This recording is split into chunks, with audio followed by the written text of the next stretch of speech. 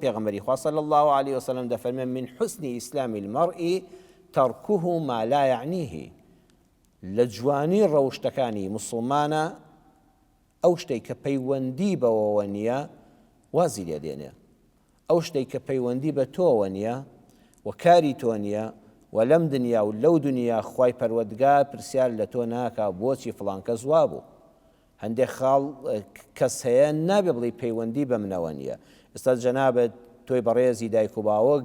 نابێ بڵێ کوڕ و کچەکەم تەنانەت ئەگە باڵغ بوو گەورەش بوو پێگەیشت تازە بۆ خۆی گەورەیە پەیوەندی بە منەوە نییە سەیری چی دەکات چی دەخوێنێتەوە بۆ کوێ دەچێ ڕەفیقی کێیە نە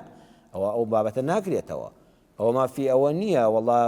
پەیوەندی بە منەوە نییە کچەکەم ئازادە چ جلوبەرگێکی ناشەرعی لەبەر دەکا کوڕەکەم چ کارێکی ناڕەوا ئەنجام دەدا هاوڕێتی کوێ دەکات دەچێتە چ شوێنێک نەخێر دەبێت لەو حاڵەتانەدا پەیوەندی بە تۆوە هەیە ئەو پەیوەندی بە تۆوە هەیە بەڵام کەسانێکی تر کە لە ماڵی خۆیاندان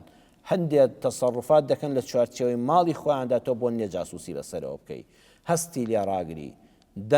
گوێ خەڵقی بزانی داخۆ بە وردبین بە دوی عیب و عارێکیدا بگەڕی وشەیەکت بەرگوێکەوە بڵاوی کەیتەوە ئەمە پەیوەندی بە تۆوە نییە جوانترین ڕەوشتی موسڵمان ئەوەیە کە پێی دەناسرێتەوە ئەوەیە ضەبط الفضول ئەو شتانەی کەوا خۆت تێ هەڵقورتاندنن نایانکە قەت خۆت تێ هەڵمەقورتێنە لە ژیانی کەسێک لە بابەتی کەسێک کە پەیوەندی نییە بە تۆوە